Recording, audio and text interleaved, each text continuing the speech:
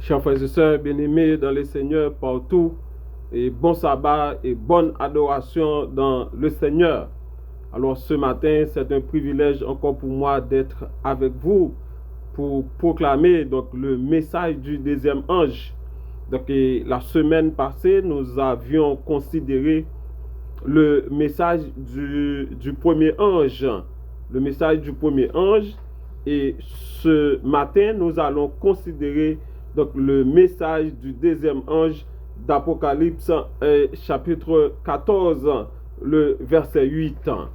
Donc, encore c'est un privilège d'être avec vous en ce jour mémorial de la création, donc pour célébrer notre Dieu. Donc c'est l'unique jour, chers frères et sœurs, donc l'Éternel a mis à part pour recevoir l'adoration de la part de ses enfants. Et en signe d'obéissance, nous sommes là ce matin pour célébrer, pour exalter le Dieu créateur, celui qui a créé toutes choses, le Dieu de l'univers.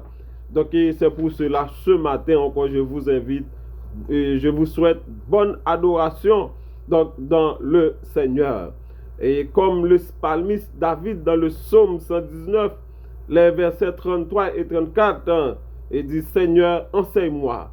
Enseigne-moi, Seigneur, la voie de tes statuts pour que je la retienne jusqu'à la fin. Donne-moi l'intelligence pour que je garde la voie et je l'observe de tout mon cœur. Que tu sois béni, Dieu d'Abraham, Dieu d'Isaac, Dieu de Jacob, que tu sois exalté. Ce matin, c'est avec un cœur rempli de joie, nous sommes à tes pieds. Donc, donne-nous l'intelligence, la sagesse, et afin que ta parole puisse proclamer selon ton Saint-Esprit, afin que ton peuple soit édifié à salut. En Jésus, nous t'en prions. Amen. Oui, chers frères et sœurs, bien-aimés dans le Seigneur, donc nous avions présenté le message du premier ange qui était et normalement et permet que nous capables avec qui bon Dieu que nous devons adorer et dans qui jour que nous devons adorer bon Dieu ça. Et ce matin nous allons considérer le message du deuxième ange. Le message du deuxième ange. Alors le message du deuxième ange est un avertissement. Oui, le message du deuxième ange est un avertissement mondial destiné à ceux qui n'ont pas conformé leur vie au message du premier ange, chers frères et sœurs, de l'Apocalypse 14, versets 6 et 7. C'est bien le message du deuxième ange. C'est un message, chers frères et sœurs, c'est le message d'avertissement. C'est le message d'avertissement. Donc, et c'est un message mondial. Oui, c'est un message mondial qui est bel et bien destiné à ceux qui n'ont pas conformé, oui, à ceux qui n'ont pas conformé leur vie au message du premier ange. Donc, cela veut dire que, chers frères et sœurs, c'est un message que Dieu a envoyé aux rebelles. Aux rebelles. Donc, à ceux qui sont rebellés par rapport avec le message du premier ange, l'Éternel a envoyé le message du deuxième ange afin que ces gens-là puissent ressaisir et retourner à l'Éternel, retourner à ce Dieu créateur et retourner à adorer celui qui a créé le ciel, la terre, l'univers et qui s'est reposé le 7e jour. Et normalement, ce jour qui est réservé, chers frères et sœurs, à l'adoration du Dieu créateur. Oui, en effet, quand un homme rejette une vérité quelconque de la parole de Dieu, le Seigneur lui-même adresse constamment des avertissements. C'est que le Seigneur veut créer chez le pécheur une prise de confiance de ses besoins et lui faire comprendre que le ciel est à sa disposition pour l'aider à conformer sa vie à la volonté révélée de Dieu, chers frères et sœurs. Oui, C'est pour cela que Dieu a envoyé le message du deuxième ange, afin que les habitants de la terre, ceux qui sont rebellés contre le message du premier ange, eh bien, puissent se conformer, chers frères et sœurs, afin que normalement ils soient capables de retrouver, et retourner à l'Éternel et marcher selon la volonté de l'Éternel, chers frères et sœurs. Oui, c'est pour cela ce matin, nous présentons le message du deuxième ange. Lisons dans Apocalypse chapitre 14, le verset 8. Apocalypse chapitre 14, verset 8. Le texte nous dit un autre ange. Un second ange suivi. Cela veut dire qu'il y avait normalement le message du premier ange. Le second ange suivi en disant, elle est tombée. Elle est tombée. Elle est tombée, Babylone la grande, qui a brevé toutes les nations du vin, de la fureur de son impudicité. Elle est tombée, chers frères et sœurs. Babylone est tombée. Oui, Babylone est tombée. Le mot Babylone évoque d'abord les souvenirs d'une ville de l'Antiquité, située en Mésopotamie, sur les bords du fleuve Euphrate, dont les archéologues et les historiens bibliques croient avoir retrouvé les ruines à 160 km de la ville de Bagdad, capitale d'Irak. Donc pour l'histoire, Babylone est située, chers frères et sœurs, normalement et entre Bagdad et capitale, dans la ville Bagdad, donc la capitale d'Irak. Donc c'est à 160 km de cette ville dont Bagdad est située. Donc, par contre, cependant, les paroles de l'ange dans l'Apocalypse 14, verset 8, ne se rapportent nulle part à l'ancienne cité dont nous venons de parler. Selon la plupart des historiens, et pour citer Alexandre le Grand, l'an 331, c'était emparé de cette ville pour faire la capitale de ses possessions antiques. Après lui, ses successeurs, les Séleucides, dont abandonnèrent peu à peu la ville qui tomba en ruine. Donc cela veut dire que, chers frères et sœurs, donc pendant que nous avons parlé de villes antiques, de Babylone, apôtre Jean nous pouvons voir comment lui-même lui présenter et ville ça. Donc c'est une ville qui peut montrer qui tombait en ruine. Cela veut dire que Babylone l'antique que nous parlons là, donc son Babylone à l'époque des gens qui étaient déjà tombés en ruine. Parce que Alexandre le Grand a fait sa possessionnie comme capitale de la ville asiatique. Et peu après Alexandre le Grand, normalement les Séleucides, ils ont même aussi peu après, ils ont été abandonnés, peu à peu, ils ont abandonné cette ville antique, et finalement, cette ville antique en Babylone tombée en ruine. Ainsi, lorsque Jean a eu cette vision concernant le message du deuxième ange, l'antique de cette Babylone n'existait plus. Elle avait déjà disparu, chers frères et sœurs. Ainsi, nous pouvons nous demander, alors, aujourd'hui, chers frères et sœurs, nous pouvons poser cette question. Alors, de quelle Babylone est-il question dans ce texte, dans le livre de Jean, dans le livre d'Apocalypse, puisque la ville était déjà tombée en ruine? Alors, de quelle Babylone Jean, chers frères et sœurs, parlait dans l'Apocalypse 14, 8, et dans l'Apocalypse 14, verset 8? Alors, de quelle Babylone Jean, chers frères et sœurs, donc nous parlons?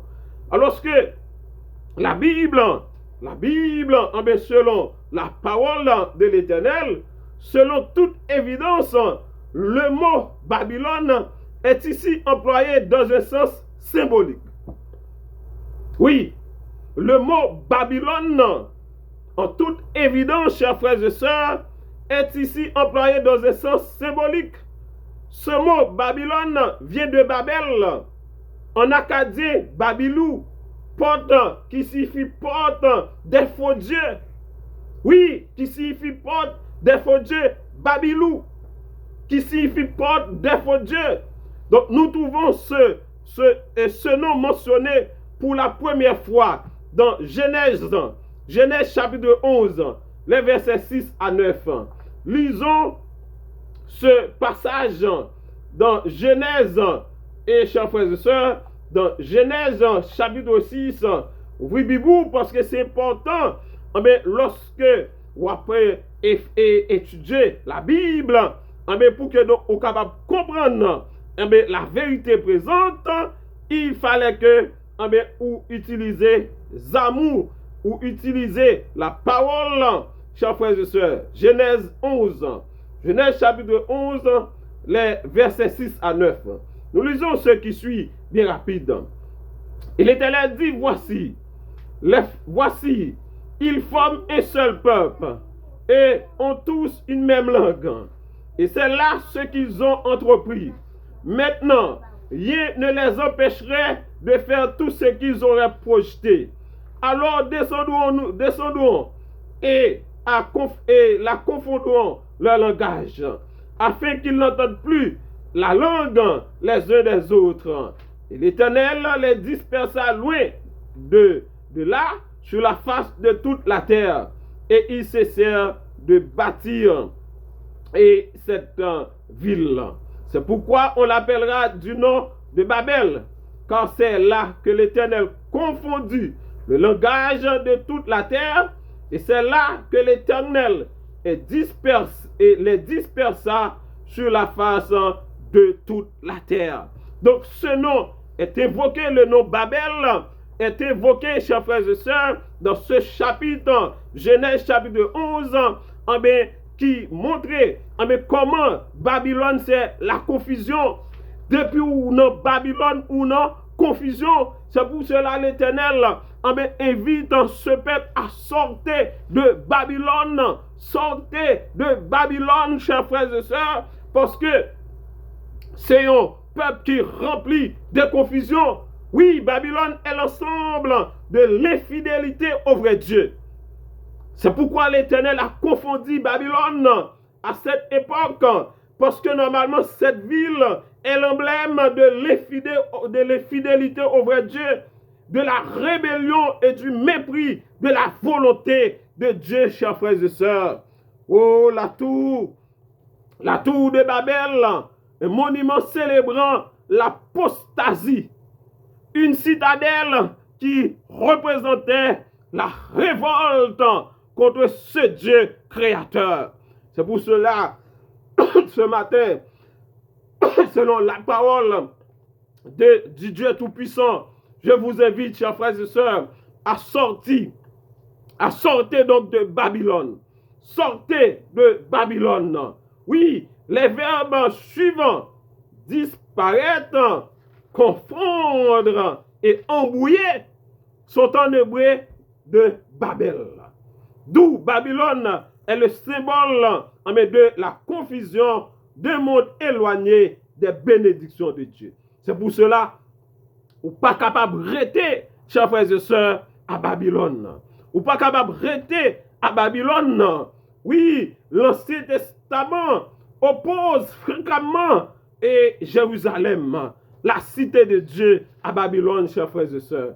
C'était complètement opposé. La ville corrompue, Babylone, c'était une ville corrompue et persécutrice, parce que normalement les gens de Babylone, les rois de Babylone, normalement ont persécuté les enfants de Dieu. C'était bel et bien un type de Satan, chers frères et sœurs.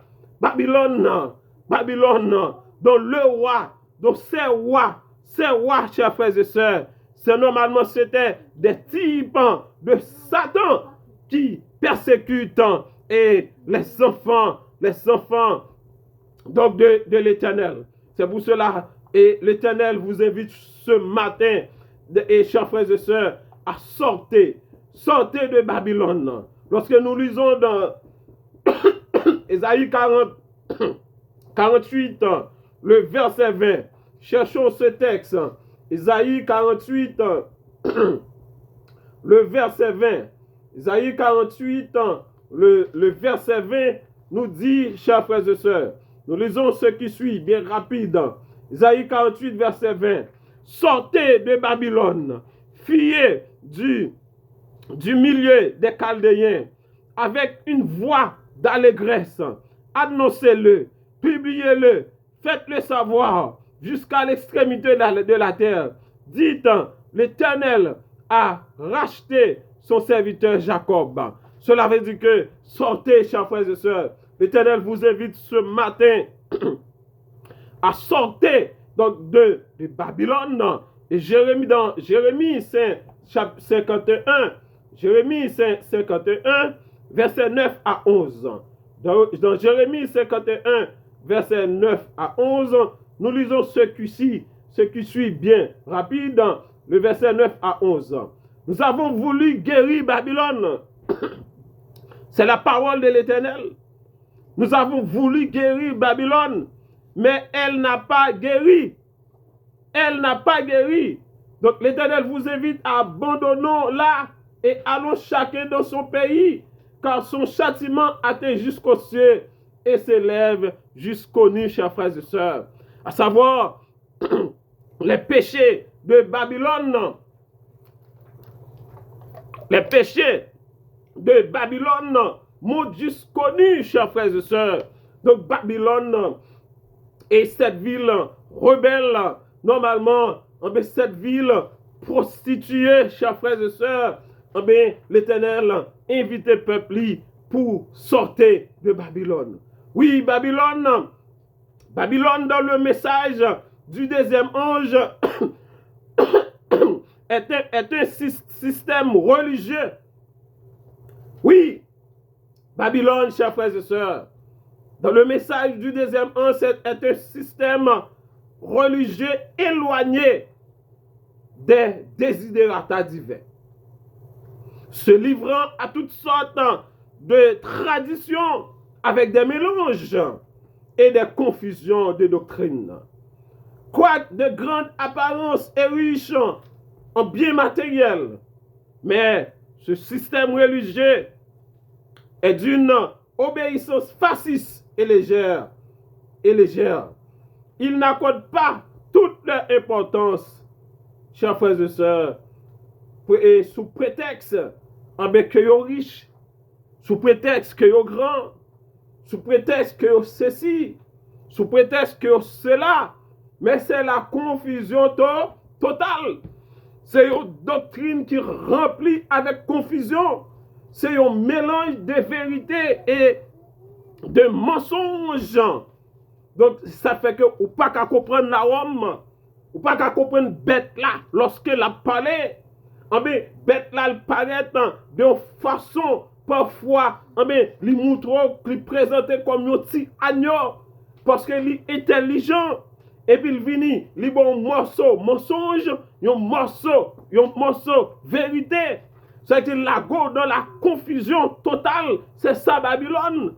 Donc normalement, c'est une doctrine qui est remplie de confusion, de mélange et d'erreur. L'apôtre Jean nous présente Babylone comme une femme. Comme une femme, chers frères et sœurs. Donc c'est pour cela nous devons sortir de Babylone. Nous allons considérer, chers frères et sœurs, les traits caractéristiques de Babylone.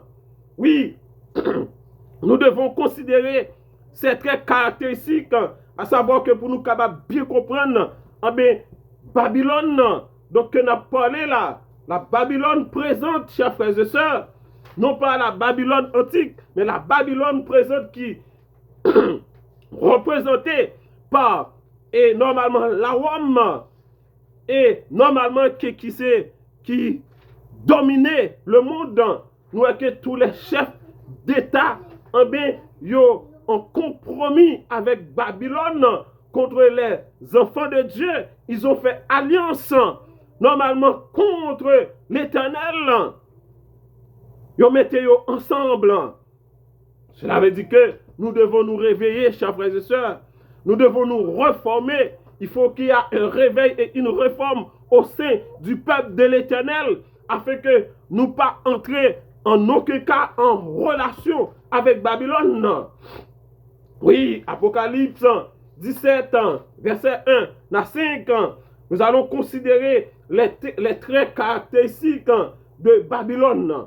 Allons dans Apocalypse, chapitre 17.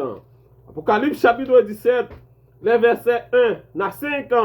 Apocalypse, chapitre 17, les versets 1 à 5 nous dit: Puis un des 7 anges qui tenait les 7 couples vint, et il m'adressa la parole en disant: Viens, je te montrerai le jugement de la grande prostituée qui est assise sur les grandes eaux. C'est avec elle que les rois de la terre se sont livrés à l'impudicité. Et c'est du vin de son impudicité que les habitants de la terre se sont délivrés. Il me transporta en esprit dans un désert. Et je vis une femme assise sur une bête écarlate, pleine de noms de blasphème, ayant 7 têtes et 10 cornes. Cette femme était vêtue de pourpre et d'écarlate, et parée d'or, de pierres précieuses et de perles. Elle tenait dans sa main une coupe d'or remplie d'abominations et des impuretés de sa prostitution. Sur son front était écrit un nom, un mystère: Babylone la grande, la mère des impudiques et des abominations de la terre.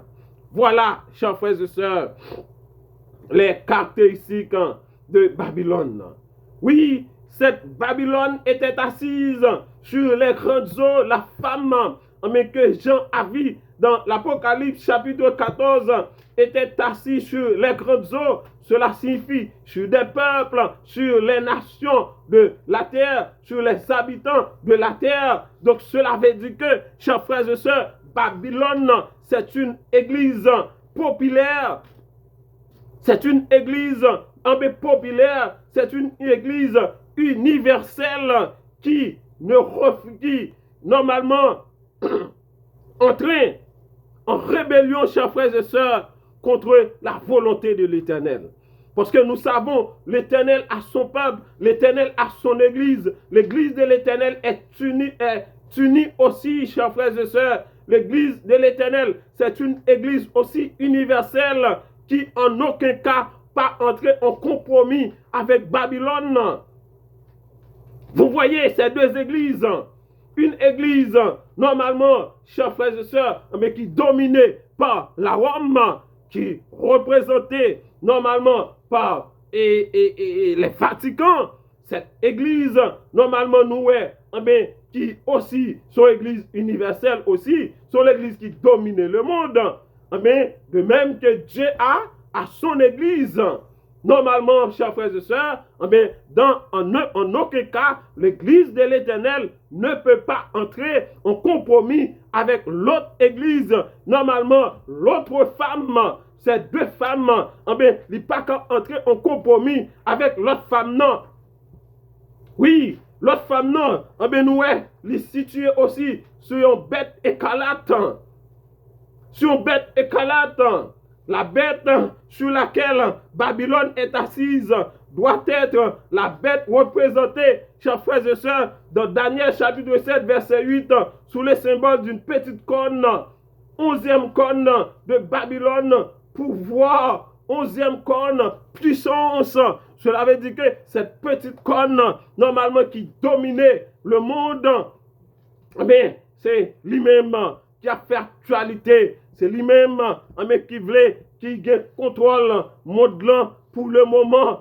C'est eux-mêmes qui a dominé. C'est pour cela, en aucun cas, sont l'église qui est en rébellion contre l'Éternel. Sont l'église qui a abandonné qui abandonna les commandements de l'Éternel. Donc, en aucun cas, l'Église de l'Éternel, la femme de l'Éternel, qui représente l'Église de l'Éternel, ne peut pas rentrer en compromis, chers frères et sœurs, avec l'autre femme. Et normalement, écarlate que nous parlons, et puis, plus caractéristiques, puis devant, nous pas qu'à entrer en compromis, en aucun cas avec eux. Oui, écarlate, c'est la couleur du péché, d'après Ésaïe, chapitre 1er, verset 18. Si vos péchés sont rouges comme le cramoisi, donc cela veut dire que la couleur écarlate sur laquelle cette femme, chers frères et sœurs, est assise, c'est l'église qui est remplie d'abominations, c'est l'église qui est remplie de péchés, c'est l'église normalement côté, chers frères et sœurs, l'impudicité, c'est là que l'Ishita. C'est pour cela, en aucun cas, l'église de l'Éternel, le peuple de l'Éternel, dont les adventistes du 7e jour, le peuple de l'Éternel, les adventistes et tous les Israélites par la foi à travers la terre, qui représentent les enfants de Dieu, qui composent du peuple de l'Éternel, en aucun cas ne peut pas rentrer en compromis, chers frères et sœurs, avec cette église.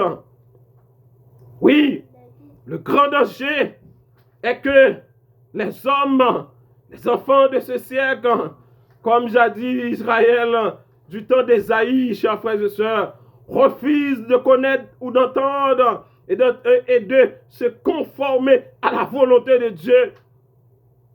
Oui, souvent,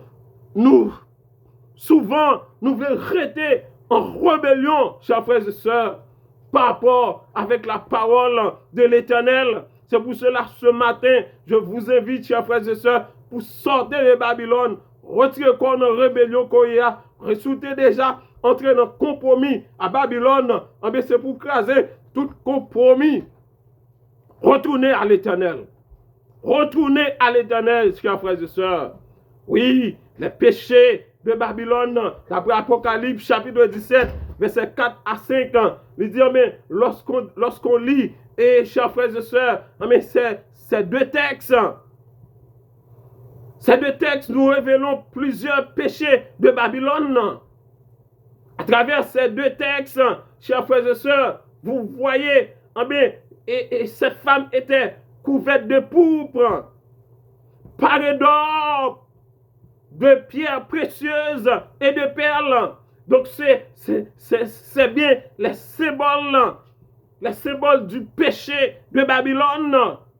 Les symboles de ce texte, nous révélons encore les plusieurs péchés, chers frères et sœurs, de Babylone. Oui, la parole de Dieu condamne. La parole de l'Éternel, d'après le texte que nous venons de lire, condamne le port des bijoux et des ornements de toutes sortes. La parole de l'Éternel condamne ces choses. Donc, ces enfants doivent pratiquer, les enfants de l'Éternel doivent pratiquer la simplicité dans l'habillement. La simplicité dans l'habillement. Oui, chers frères et sœurs, la plupart des vieilles habitudes constatées par les enfants des hommes de nos jours sont purement et simplement une émanation de l'ennemi. Oui, donc peuple-là a suivi Babylone. Sortez de Babylone. Nous pas qu'à suivre Babylone. Sortez, chers frères et sœurs. Si nous avons un comportement Babylone, dans tout ça que nous sommes dit là, faut capable sortir de Babylone. Sortir. Oui, chers frères et sœurs. Babylone, comme nous parlons des ports de bijoux, alors que nous ne sommes pas des esclaves, nous sommes des enfants de l'Éternel. Nous sommes des enfants de l'Éternel. Donc, en tant qu'enfants de l'Éternel, donc nous pas qu'à en aucun cas à pratiquer normalement les caractéristiques que Babylone lui-même, la Kali, bagaille dont l'Éternel lui-même lui condamné, nous pas esclaves. Moun qui a porté bijoux, c'est moun qui considéré comme Dieu, ou bien qui voulait totalement montrer l'Éternel en rébellion avec eux, ou bien qui voulait montrer totalement c'est esclaves que yo yé. Parce que dans Exode chapitre 21, nous lisons ce ci verset 1 à 6. Voici les lois que tu leur présenteras. Si tu achètes un esclave hébreu, il servira 6 années, mais la 7e, il sortira libre sans rien payer. S'il est entré seul, il sortira seul. S'il avait une femme, sa femme sortira avec lui. Si c'est son maître qui lui a donné une femme et qu'il en ait eu des fils, des filles, mais la femme et ses enfants seront à son maître et il sortira seul. Si l'esclave dit j'aime mon maître, ma femme et mes enfants, je ne vais pas sortir libre, alors son maître le conduira devant Dieu et le fera approcher de la porte du poteau et son maître lui perça l'oreille avec un poinçon et l'esclave sera pour toujours à son maître. Cela dit que moun, qui pas de bijoux, c'était esclave. C'était des gens, chers frères et sœurs, qui étaient au service de leur maître. Donc, arrivé à un certain temps, contrat fini, ils voulaient continuer, ils ne pas voulu sortir libre, ils voulaient devenir esclave maître là, maître là perce ses oreilles, perce tout nez, perce tout côté que voulait. Parce que normalement, moun ça c'est comme si objet, c'est esclave que lié. Donc c'est pour cela, les enfants de Dieu en aucun cas pas qu'à comportement Babylone. Sortez du milieu d'elle, mon peuple. Sortez du milieu d'elle. Donc en s'approchant de Dieu, on doit se dépouiller, chers frères et sœurs, intérieurement, extérieurement. Le cœur doit être purifié de toute souillure. Et le corps physique dépouillé de tout aiguisement. C'est ce que nous lisons dans Exode 33, verset 4 à 6. Dans Exode 33, verset 4 à 6, le texte nous dit, au verset 4 à 6, lorsque le peuple eut entendu ces sinistres paroles, il fit dans la désolation et personne ne mit ses ornements. Et l'Éternel dit à Moïse, dit aux enfants d'Israël, vous êtes un peuple au courage. Si je monterai un seul instant au milieu de toi, je te consumerai. Ôte maintenant tes ornements de dessus toi, et je verrai ce que je te ferai. Les enfants d'Israël se dépouillèrent de leurs ornements et s'éloignant du mont Horeb. Chers frères et sœurs, ce sont des caractéristiques de Babylone. L'Éternel contre ces choses. L'Éternel contre ces choses. C'est bien les caractéristiques de Babylone. Cela dit, si vous voyez, l'église, les enfants de l'Éternel commencent à entrer dans le bagage, c'est en rébellion que nous avons entré contre l'Éternel. C'est un compromis que entrer en Babylone. Sortez. Sortez de Babylone. Oui, les ennemis constituent une source d'orgueil pour la majorité de ceux qui les portent. D'après Isaïe 33, Isaïe 3, verset 16 à 22, chers frères et sœurs, sortez. Et dans Genèse chapitre 35, verset 1 à 4, ce sont des dieux étrangers. Autres ces choses-là, ce sont des dieux étrangers. Oui, chers frères et sœurs, bien-aimés dans le Seigneur.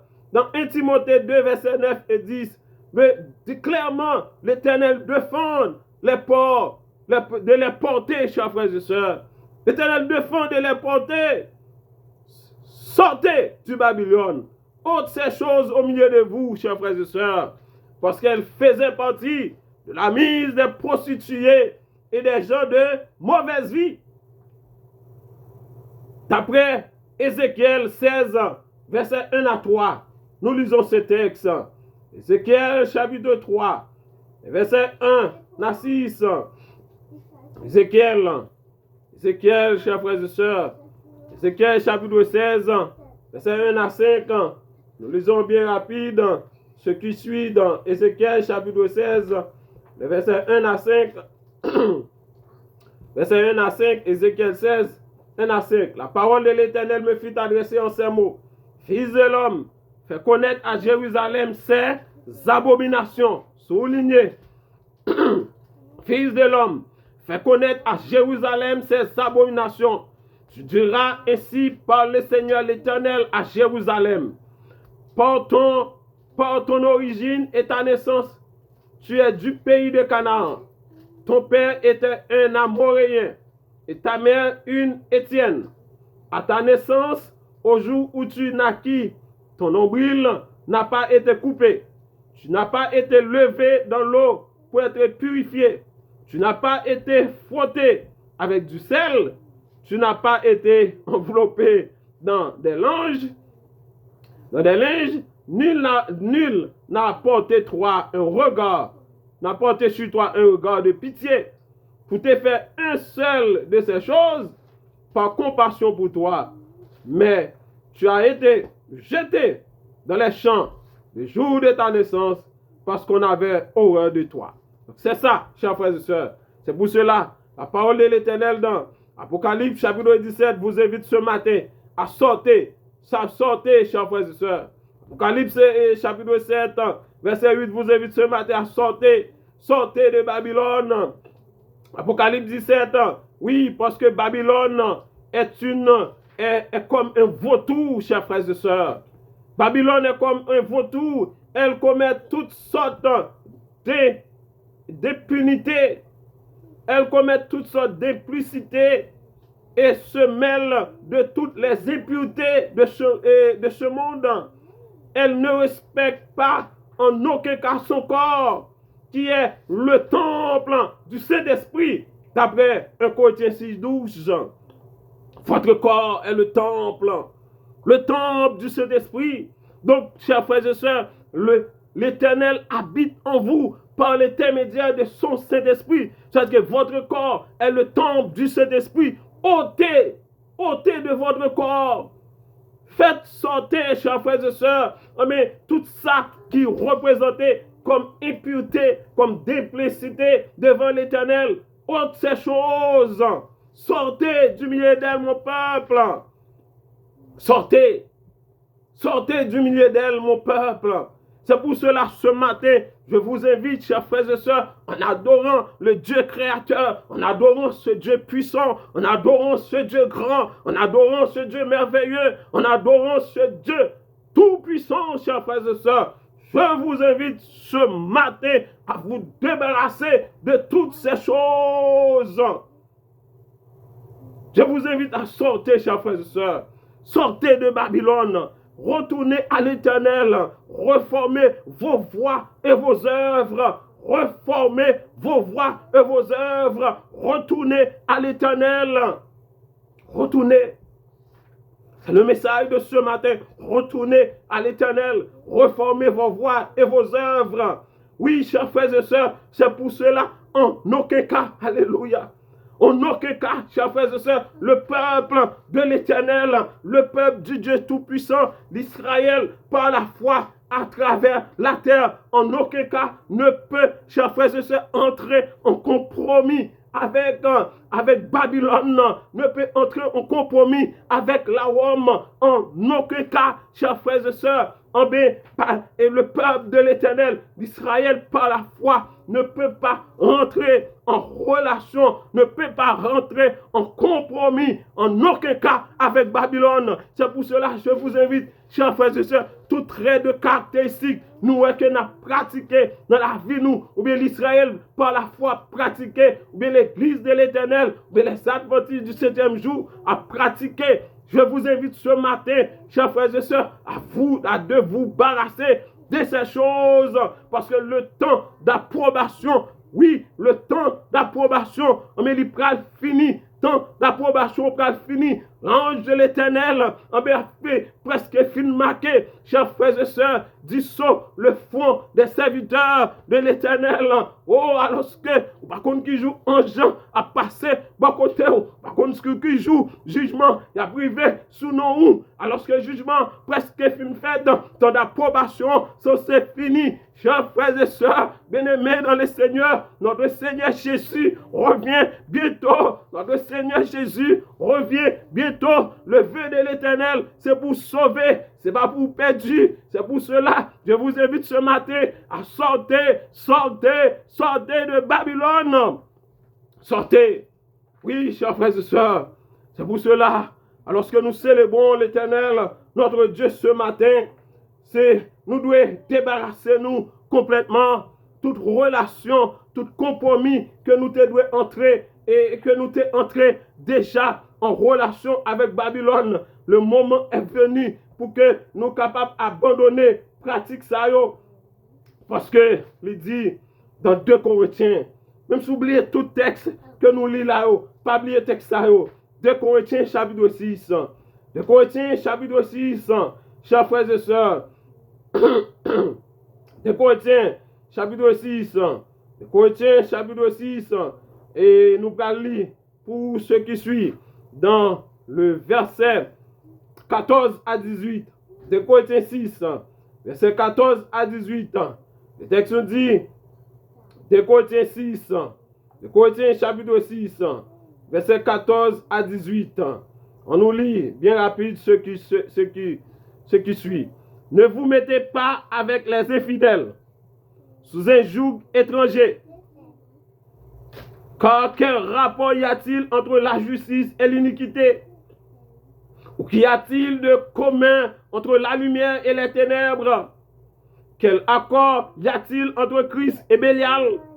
Ou quel part a le fidèle avec l'infidèle?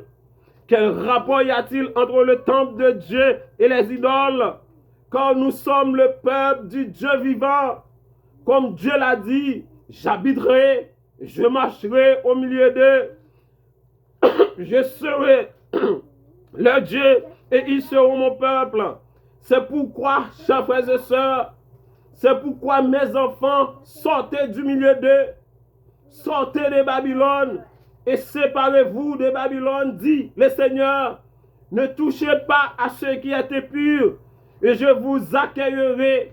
Je serai pour vous un père et vous serez pour moi des fils et des filles, dit le Seigneur Tout-Puissant. Alléluia, gloire à Dieu. Chers frères et sœurs, bien-aimés dans le Seigneur, en aucun cas, pas de compromis, en aucun cas, pas de relation, pas de relation, chers frères et sœurs. Cela veut dire que les enfants de l'Éternel pas capables d'aller en relation avec les enfants de Babylone. Cela veut dire qu'on pas capable prendre petite fille, on met pour bailler petite fille et un petit garçon qui est dans Babylone. Pas capable prendre petit garçon, on met pour bailler petite fille qui est dans Babylone. Ou pas capable, chers frères et sœurs, à présenter devant ce Dieu grand, ce Dieu tout puissant, avec nous sommes capables de dire des feux étrangers parce que pas de relation.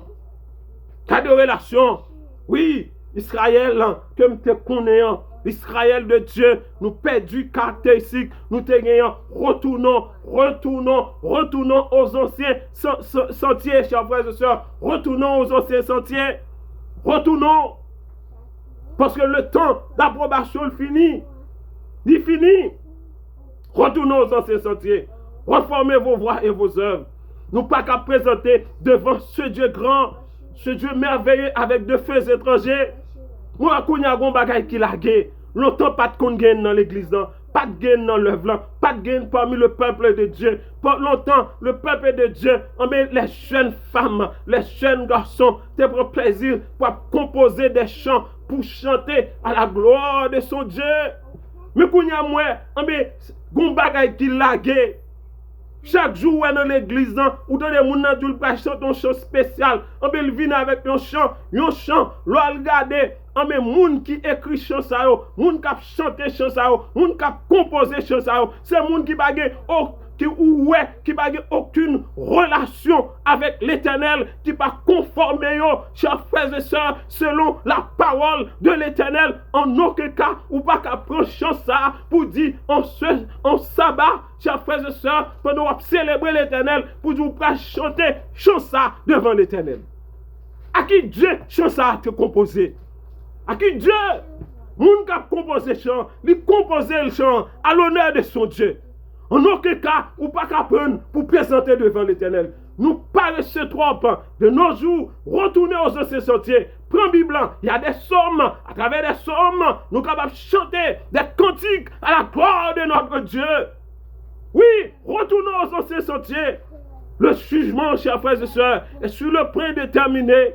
Oui, la date d'approbation, chers frères et sœurs, licence est finie. Retournons aux anciens sentiers. Notre Dieu est grand, il est bon, il est tout puissant. Nous devons offrir nos bagailles de bonne odeur. Alléluia à notre Dieu.